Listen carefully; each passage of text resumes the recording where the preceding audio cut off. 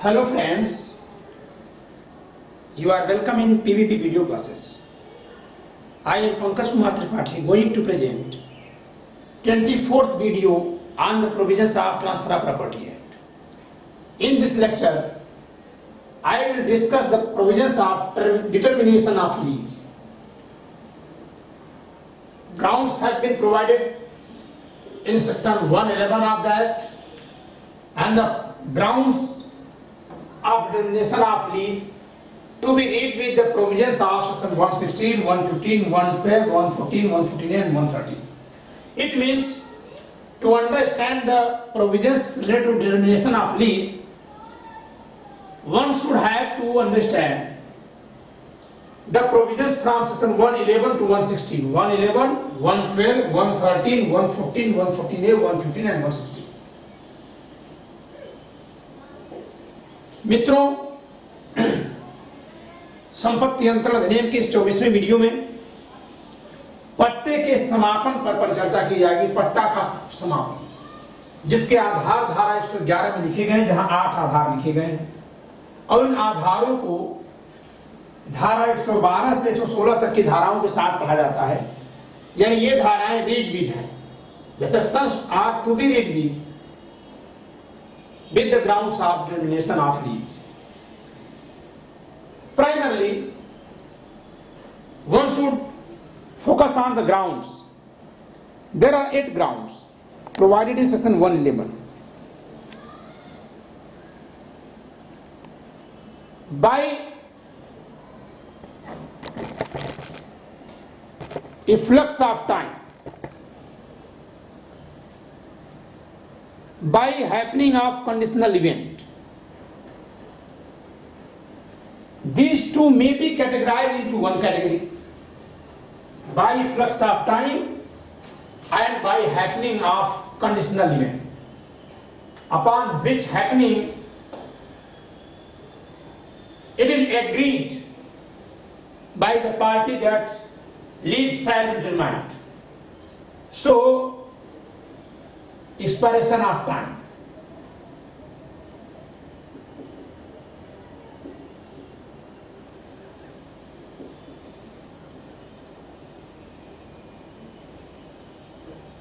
Because time, expiration of time may be limited by words or by happening of any event.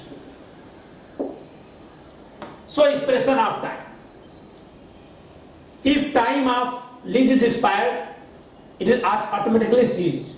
Lease is automatically seized. Time may be described, may be decided expressly by words, by year and day, or by imposing a condition of happening of an event. That is called happening of conditional event. Like when my elder son will be married, the lease of my house shall be determined.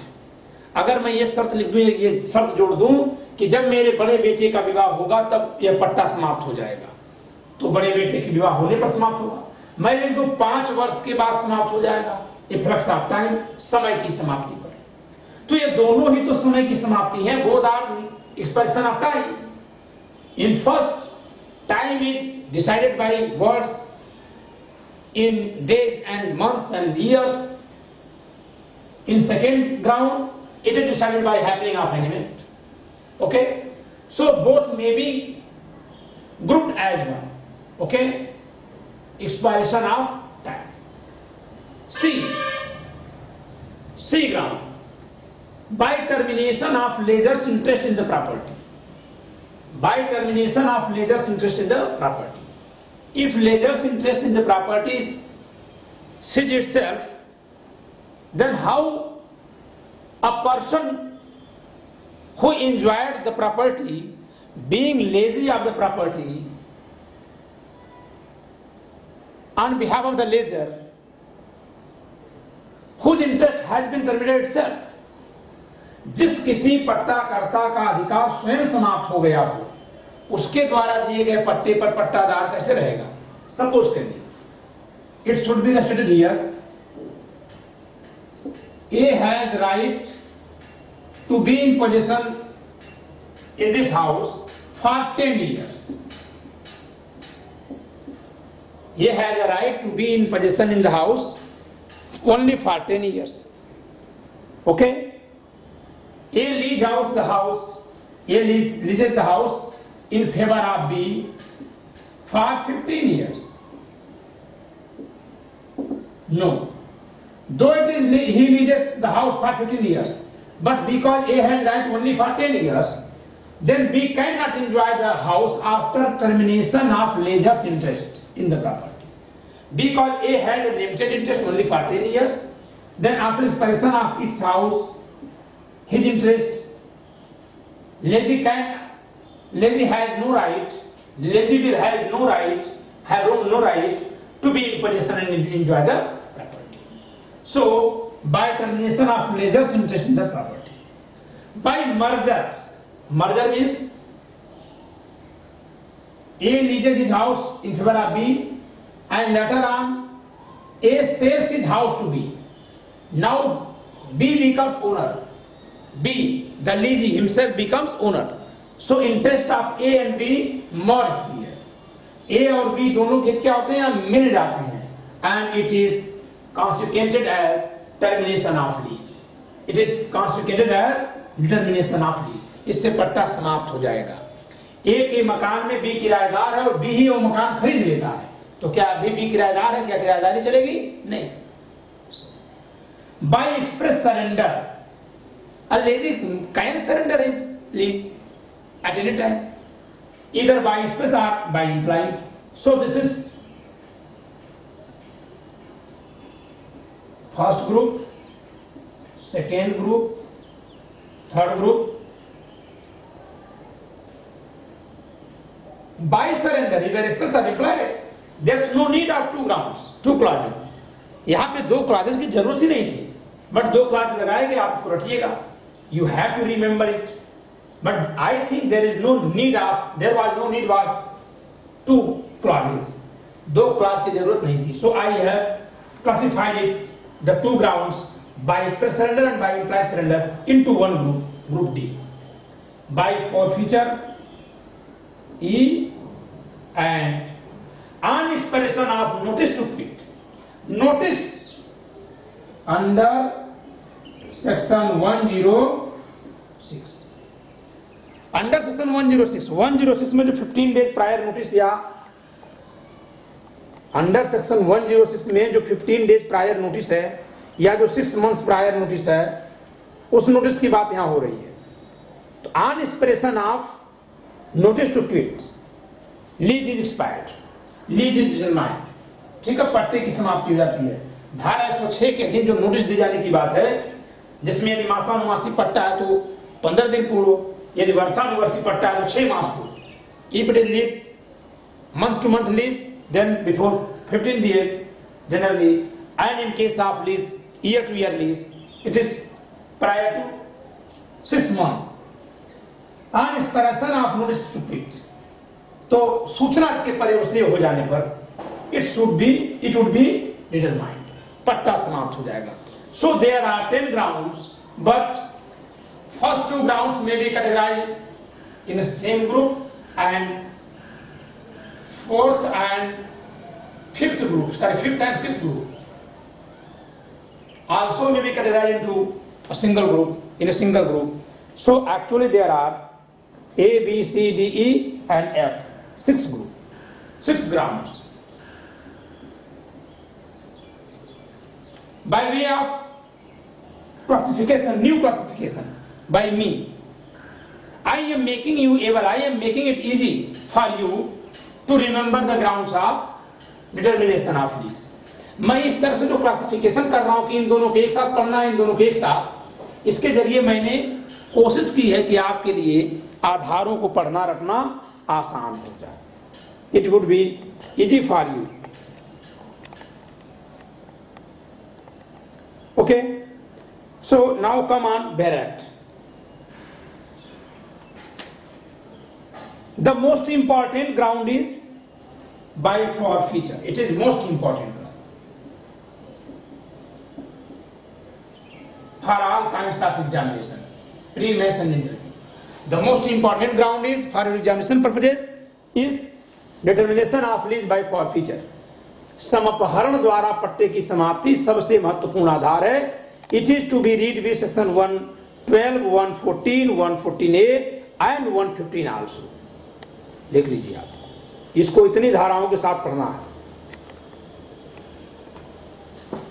By forfeiture का जो section है, by forfeiture to be read with section 114, 15, 112, 114, 114A, इतनी धाराओं के साथ पढ़ा जाएगा तब ये समझ में आएगा. बाई फोरफीचर, ठीक है, समापहरण द्वारा पट्टे की समाप्ति. Class A and B to be read with section 116. Class A and B to be read with section 116. Effect of holding over even if after expiration of by flux of time, though a lease is determined, but if the lease is already in possession and still in possession and lessor is demanding rent for further possession, that is called holding over, and according to provisions of section 116, it would be extension of lease for next month or next year according to nature of lease, respectively the lease is month to month or year to year. यदि धारा 116 को हम देखें, इसमें effect of holding over की बात की गई है. समय की समाप्ति हो गई बाई फ्लक्स ऑफ टाइम और by happening of conditional event. समय समाप्त हो गया, इसका मतलब पट्टा समाप्त हो गया. लेकिन धारा 116 क्या कहती है? इफेक्ट ऑफ होल्डिंग ओवर, अभी भी पट्टेदार कब्जे में बना हुआ है और पट्टा करता उसके इजेक्शन की प्रोसीडिंग नहीं कर रहा है. After reflux of time, by flux of time, after expression of time, what should be done by lessor? He should initiate proceeding of ejection of lazy.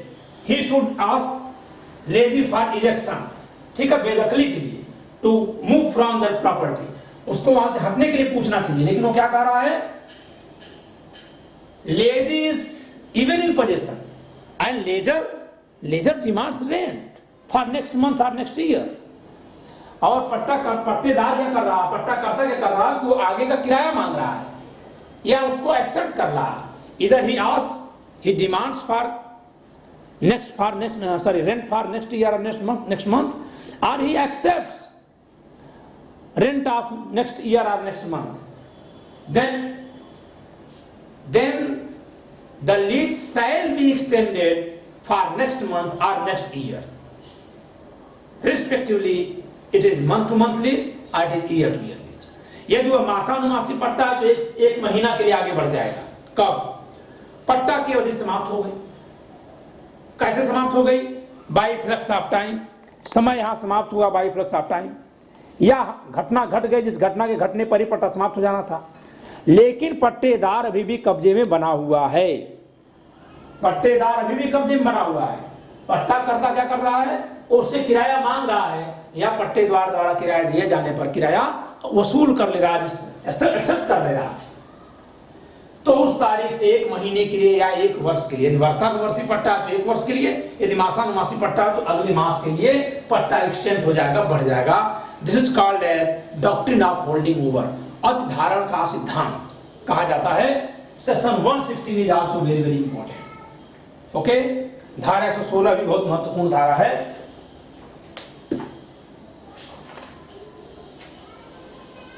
Section 116 is important. Effect of holding over, जरा इसको देख लिया जाए धारा को एक बार.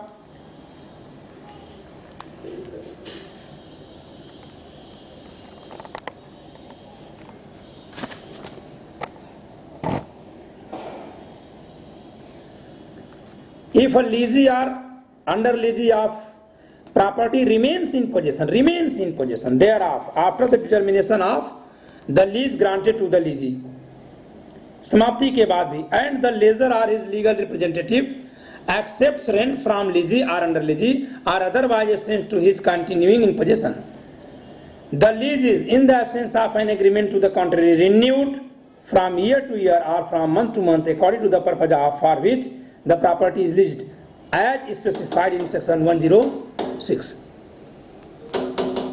जैसा कि ये धारा 106 में लिखी गई है उसके अनुसार यह या तो महीने भर के लिए या 1 वर्ष के लिए आगे विस्तृत हो जाएगी। यदि पट्टे की समाप्ति पर पट्टाकर्ता पट्टेदार से किराया स्वीकार कर लेता है या अन्यथा उसे अनुमति दे देता है कि आगे वह रहे, तो पट्टा यदि मासानुमासी है धारा 106 के अनुसार तो अगले महीने के लिए, या यदि वर्षानुवर्षी है तो अगले वर्ष के लिए एक्सटेंड हो जाता है, बढ़ जाता है। This is called as effect of holding over. इसे हम होल्डिंग ओवर का इफेक्ट कहते हैं। It is called as effect of holding over. It has been asked in very several exams, in many examinations, to write to make a short comment on doctrine of holding over. Okay? अवधारणा के सिद्धांत पर संक्षिप्त टिप्पणी लिखने के लिए पूछा गया, छोटा सा आंसर से बनेगा। Okay, now come on the next ground, that is by termination of lessor's interest in the property. I have already discussed it. By merger I have already discussed it. When the interest of lessor and lessee both merge into a single person, then lease is determined. Suppose करिए A is owner of the house and B, his son, is lazy in the house. B, his son. A dies and as a successor of A, sole successor, B becomes owner. B was primarily B was, earlier B was lazy, but on death of leisure he becomes owner because he was sole successor of the deceased person A. B A का बेटा है, A का मकान यह है, A अपने मकान को अपने ही पुत्र B को पट्टे पर देता है, किंतु A की मृत्यु के बाद उसके एकमात्र उत्तराधिकारी के नाते B स्वामित्व प्राप्त कर लेता है। B obtains ownership being sole successor of deceased A. मृतक A की एकमात्र उत्तराधिकारी के नाते B उत्तराधिकार में मकान प्राप्त कर लेता है। Now B becomes owner and his right as lazy and as successor of A merges into him. ठीक है, किराएदार के रूप में, पट्टेदार के रूप में उसका अधिकार और मालिक के रूप में उसका अधिकार उसी में मर्ज हो जाता है। And it is consequented as determination of lease. और इसका परिणाम होता है कि लीज यानी पट्टा समाप्त हो जाता है। ओके, नेक्स्ट एक्सप्रेस और implied surrender. Surrender, express surrender, implied surrender. Surrender is interest at any time in a lease. Lazy can surrender his interest either expressly or impliedly. Express surrender means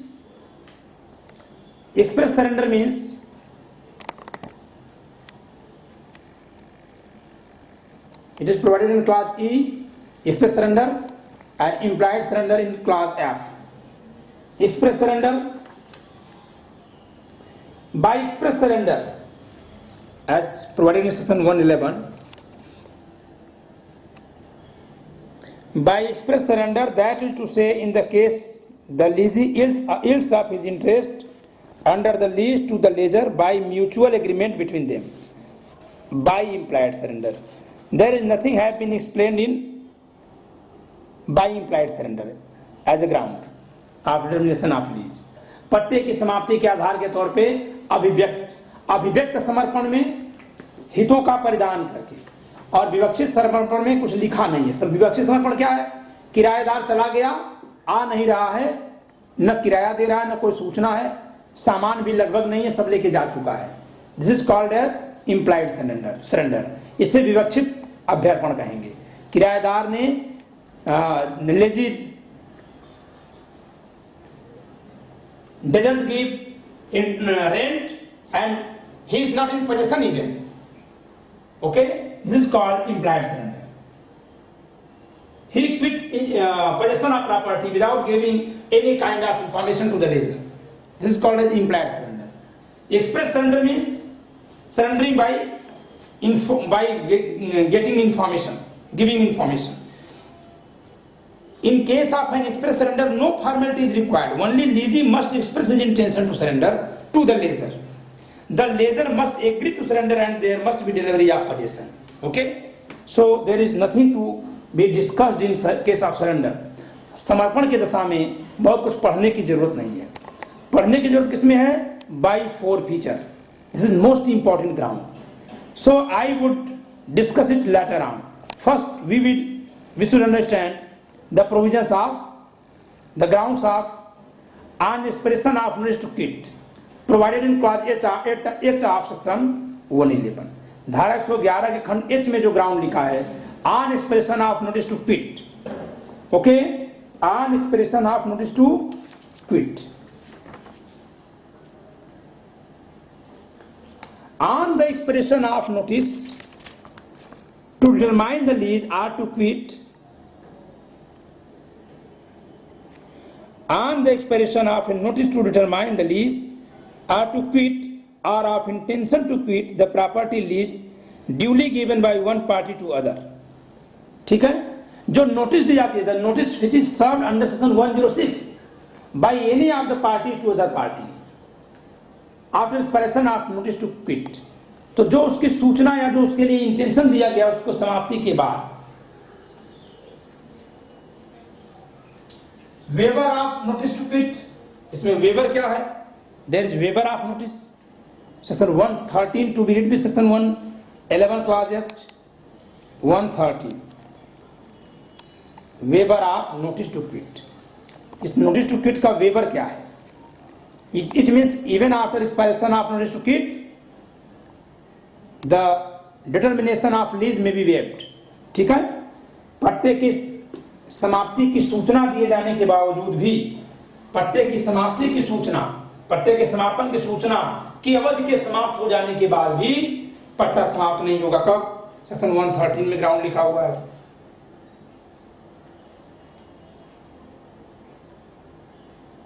Waiver of notice to quit. A notice given under section 111 clause H is waived with the express or implied consent of the person to whom it is given by any act on the part of the person giving it showing an intention to treat the lease as subsisting. जिस पक्षकार को यह सूचना दी गई है, ठीक है, उसकी सहमति से यह सूचना कभी भी वापस ली जा सकती है. ए और बी किराएदार हैं. ए के मकान में बी किराएदार है. ए के मकान में बी किराएदार है.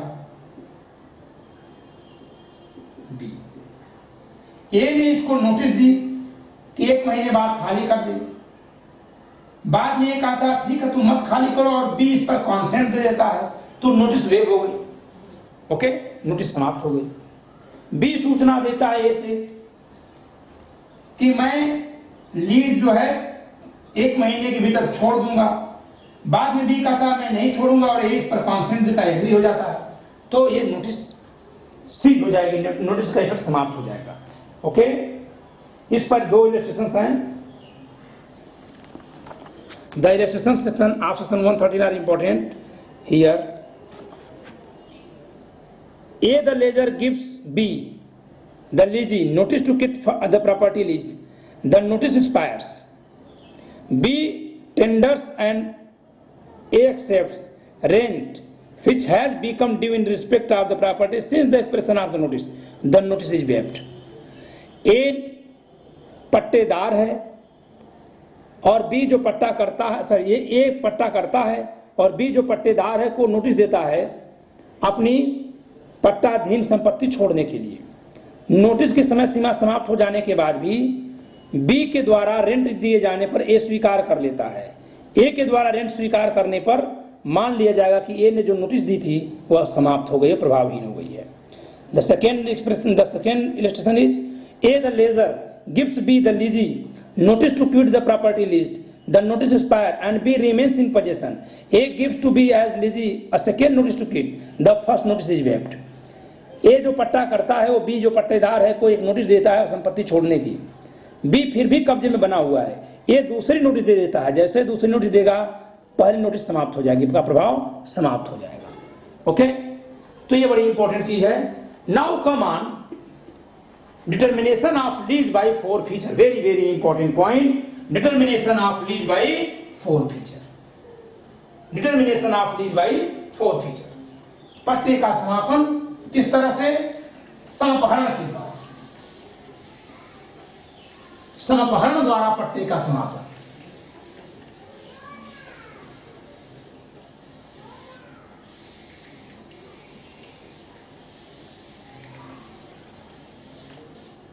समापहरण द्वारा पट्टे का समापन।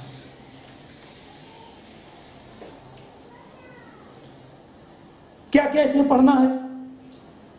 Bye forfeiture, determination of lease by forfeiture, determination of lease by forfeiture, class G of section 111, and this clause to be read with section 112, 114, 114A and 115 also.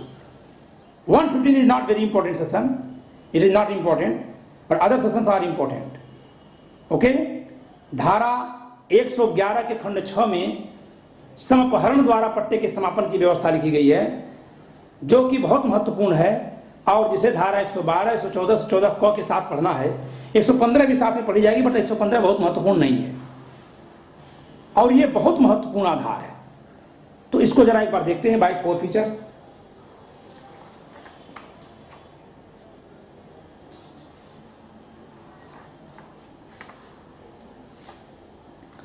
clause G provides that a lease terminates by forfeiture in the following circumstances. 3 circumstances में ये lease जो है फॉरफिच कर जाएगा। There are 3 circumstances.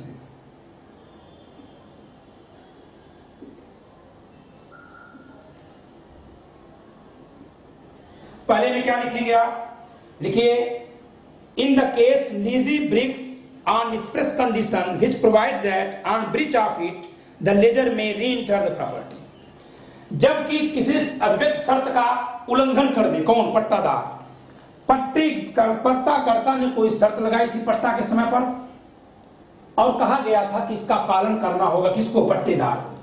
पट्टादार उस संपत्ति, उस शर्त का उल्लंघन कर दे और यह भी लिखा हो कि ऐसे शर्त के उल्लंघन पर पट्टा समाप्त हो जाएगा और पट्टाकर्ता पुनः प्रवेश का हकदार होगा। तो जैसे ही ऐसी शर्त का उल्लंघन किया जाता है पट्टेदार द्वारा, वैसे ही पट्टा समाप्त हो जाता है और पट्टाकर्ता पुनः प्रवेश का अधिकार पा लेता है। ठीक है? तो अव्यक्त शर्त का उल्लंघन, violation of express condition.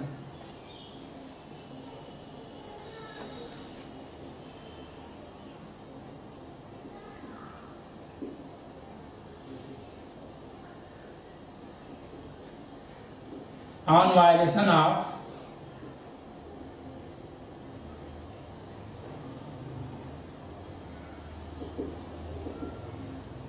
Express condition by lessee. Lazy अगर एक्सप्रेस कंडीशंस का वायलेशन कर दे तो ऐसे में क्या होगा? पट्टा समाप्त हो जाएगा। दूसरा क्या है? In case the lessee renounces his character as such by setting up a title in a third person और by claiming title in himself. ठीक है? दूसरा क्या है? Ignoring intentionally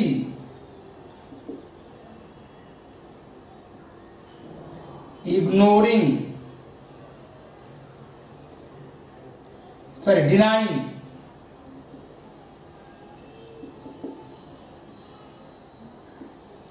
of title of lessor's. Lessor के हक को मना करना तो पोजीशन में है ही ऑलरेडी। अगर वो लेजर के टाइटल को भी मना कर देगा तो लेजर के लिए डिफिकल्टी हो सकती है, पट्टादार के, पट्टाकर्ता के लिए प्रॉब्लम खड़ी हो सकती है। आप देखते होंगे जनरली लोग किसी हाउस में रेंट पे होते हैं, बोलते हैं मेरा है, it's my own, and by that way they are denying the title of lessor. इस प्रकार वो पट्टाकर्ता के अधिकार का को मना करते हैं। This is a ground of forfeiture and by that way it is ground of determination of lease. ठीक है? इस आधार पर पट्टा समाप्त किया जा सकता है और इस आधार पर पट्टाकर्ता पट्टे को समाप्त करके पट्टेदार को वहां से बेदखल कर सकता है। तीसरा क्या है? If intentionally denying of title of leisure by lazy, यहां क्या है,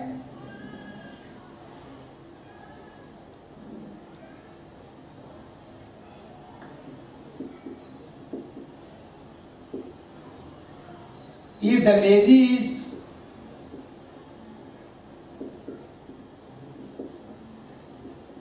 adjudicated as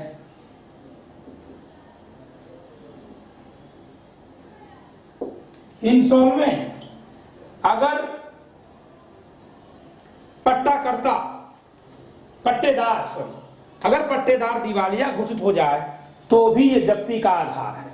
अगर पट्टेदार दिवालिया हो जाए तो so there are 3 grounds on any of the grounds lease may be determined by way of forfeiture, and on any of the 3 grounds lessor will get right to be reinterred on the property and to eject the lessee from the property। ठीक है, इन तीनों में से किसी भी दशा में संपत्ति को कब्जे के पट्टा को जब्त करके समाप्ति का अधिकार मिल जाएगा। 1 2 3 तीनों ग्राउंड लिखे हुए हैं। अब हम डायरेक्ट देखते हैं एक बार। By forfeiture that is to say clause 1 in case the lessee breaks an express condition which provides that on breach thereof the lessor may re-enter, or 2 in case the lessee renounces his character as such by setting up a title in a third person or by claiming title in himself। बहुत बड़ी बात है, it is very big challenge for lessor। Third, the lessee is adjudicated an insolvent and the lease provides that lessor may re-enter on the happening of such event, and in any of these cases the lessor or his transferee gives notice in writing to the lessee of his intention to determine the lease।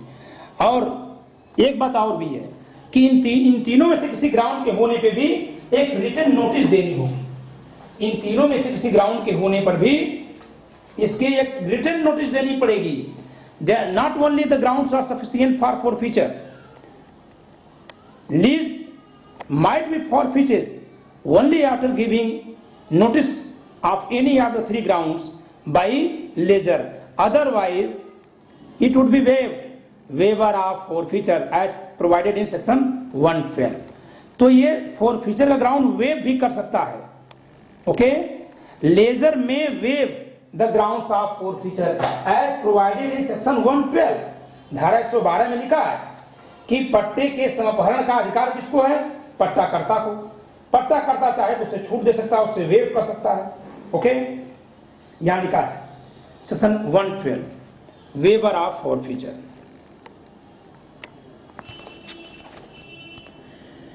A forfeiture under section 111 clause G is waived by acceptance of rent which has become due since the forfeiture, or by distress for such rent, or by any other act on the part of lessor showing an intention to treat the lease as subsisting।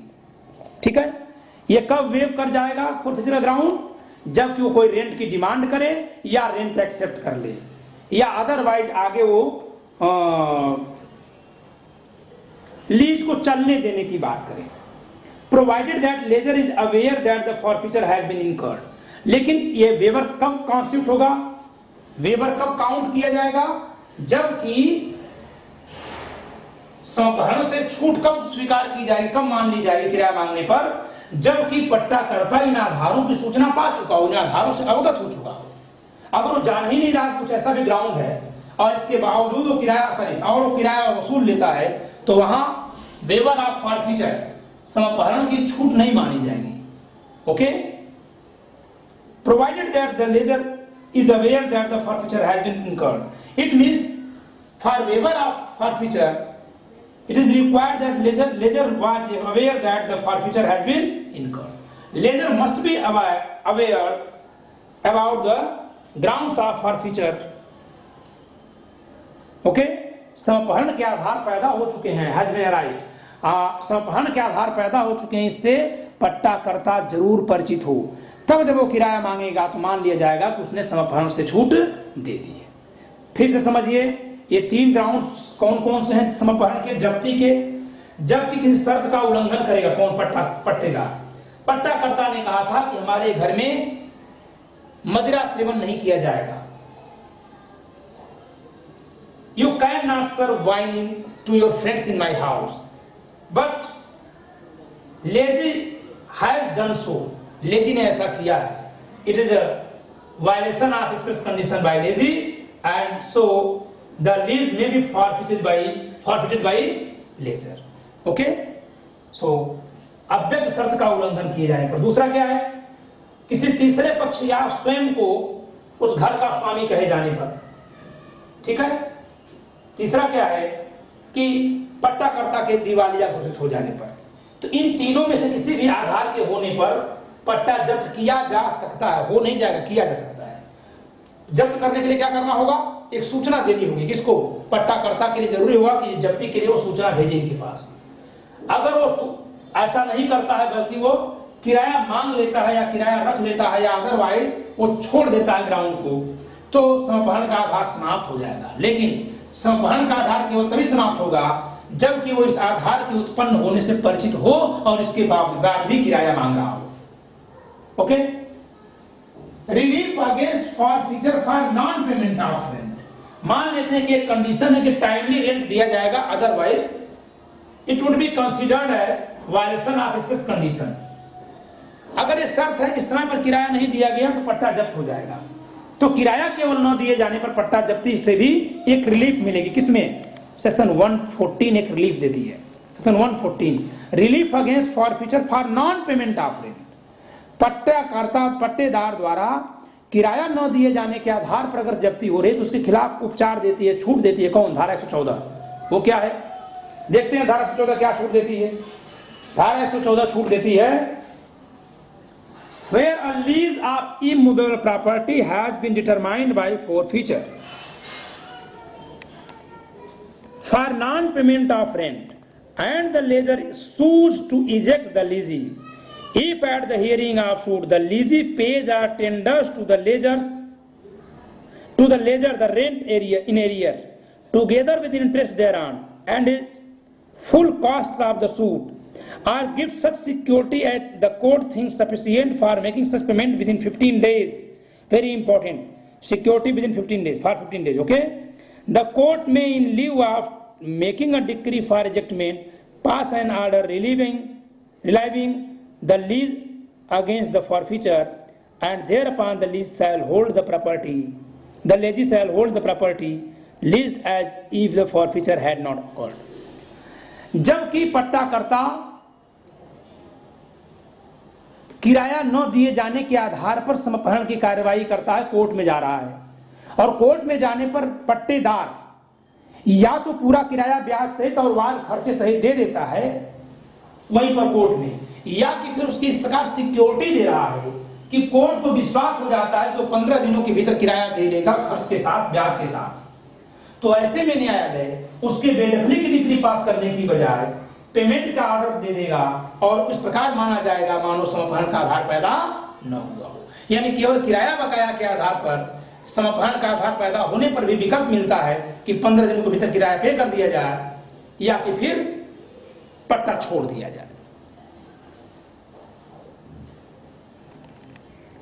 Relief against forfeiture in other cases provided in section 114A 114 क में अन्य आधारों पर उपचार के लिए लिखा गया है। क्या लिखा गया 114A में? Where a lease of movable property has been determined by forfeiture for a breach of an express condition breach of violation of an express condition, breach of an express condition, okay, which provides that on breach thereof the lessor may re-enter. No suit for ejectment shall lie unless and until the lessor has served on the lessee a notice in writing specifying the particular breach complained of, and if the breach is capable of remedy, requiring the lessee to remedy the breach, and the lessee fails within a reasonable time from the date of the service of the notice to remedy the breach, if it is capable of remedy.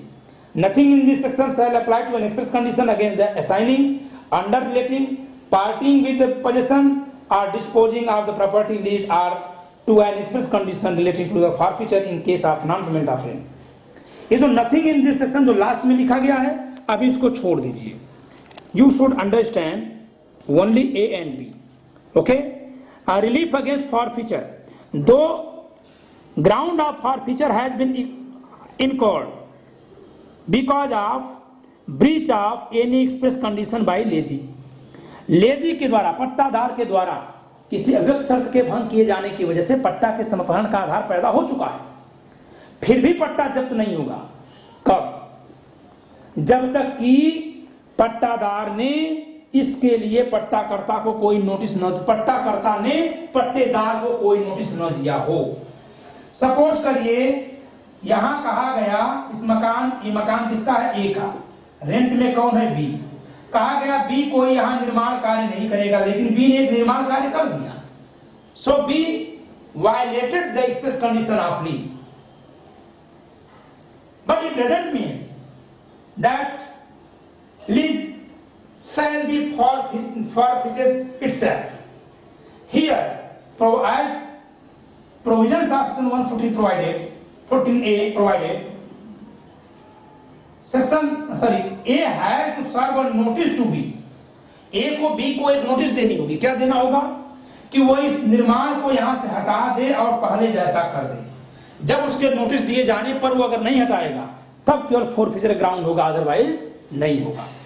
तो जो भंग है, जो शर्त का भंग है, यदि वह उपचार योग्य है तो पहले उपचार की मांग की जाए। यदि वह उपचार योग्य नहीं है या उपचार की मांग की गई किंतु उपचार नहीं दिया गया पट्टेदार द्वारा, तभी केवल समपहरण होगा, जब्ती होगी, अन्यथा धारा 114 का बचाव मिलेगा। तो इस प्रकार आपने समपहरण के आधार और उसके विरुद्ध जो उपाय हैं वो भी पढ़ लिए। अब हम आते हैं धारा 115 पर, इफेक्ट ऑफ सरेंडर और फॉरफीचर ऑन अंडर लीजी। इसका क्या मतलब है?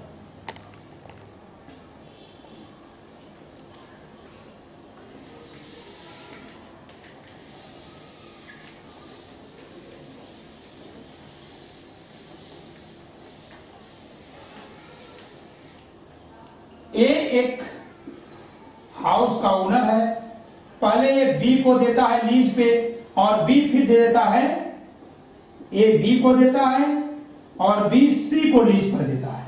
अगर बी कोई कंडीशन वायलेट करे और ये फॉरफीचर हो जाए, फॉरफीचर हो जाए इसके लीज का, या ये सरेंडर कर जाए, तो सी पर क्या प्रभाव पड़ेगा यही बताया गया है।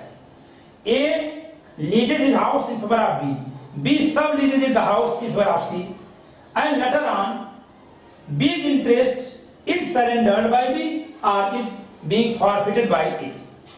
Then what will be effect on C's interest? It has been provided in section 150. Okay? यही बात धारा 115 में कही गई है कि उसके अधिकार पर क्या प्रभाव पड़ेगा। 115 लिखा गया है। Okay? The surrender express implied of a lease of immovable property doesn't prejudice an under lease of the property or any part thereof previously granted by the lessee on terms and conditions substantially the same, except as regards the amount of rent as those of original lease. But unless the surrender is made for the purpose of obtaining a new lease, the rent payable by and the contracts binding on the under lessee shall respectively payable to and enforceable by the lessor.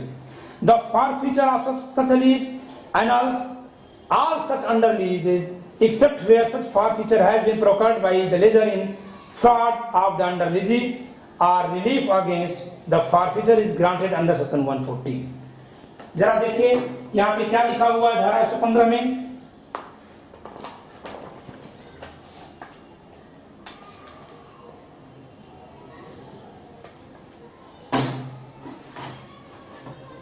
What would be effect of surrender?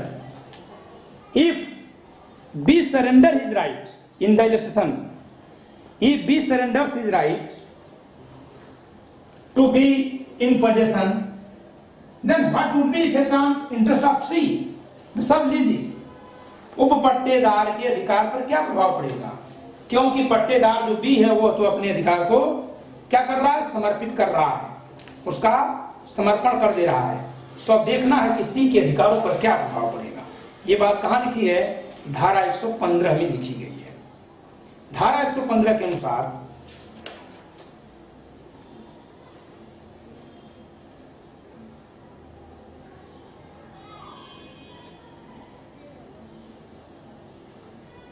तब B, अगर B surrender करता है, B surrender his interest, तो ये quit कर जाएगा, ये बाहर हो जाएगा, and C shall be treated as lessor of as lessee of A, except the amount of rent. C has to pay the rent amount to A in lieu of B. बस just प्रभाव यही होगा कि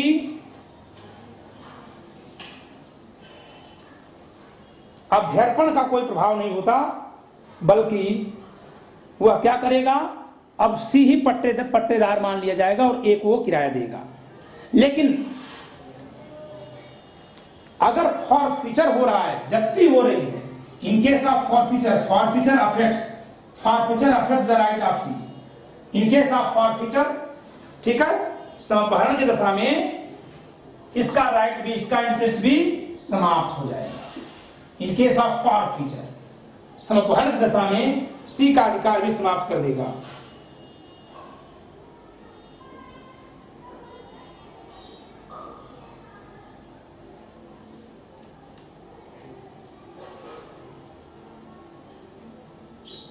accept जहां ए और B, but forfeiture सी को कब affect नहीं करेगा? अगर ये फॉरफीचर ए और सी मिलकर कर रहे हैं, ओनली टू डिफ्रॉड सी को कपट वंचित करने के लिए ही अगर ए और बी मिलकर फॉरफीचर कर रहे हैं, या सी को सेक्शन 114 में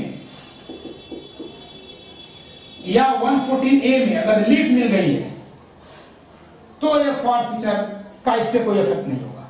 यानी या तो इसके साथ फ्रॉड करने के लिए ए और बी फॉरफीच कर रहे हो, तब इफेक्ट नहीं करेगा इसको, और या फिर इसको छूट मिल गई हो, इसको लीव मिल गई हो अंडर सेक्शन 114 और 114A, तब केवल इस फॉरफीचर का इफेक्ट नहीं होगा। Otherwise forfeiture affects the rights of sub lessee, okay, and it makes void the interest of sub lessee. So you have been taught all grounds of determination of lease with all its incidents and the respective provisions of transfer of property है। आपको पट्टे की समाप्ति के आधार उनकी अन्य सभी प्रसंगतियों के साथ पढ़ा दिए गए हैं। धन्यवाद।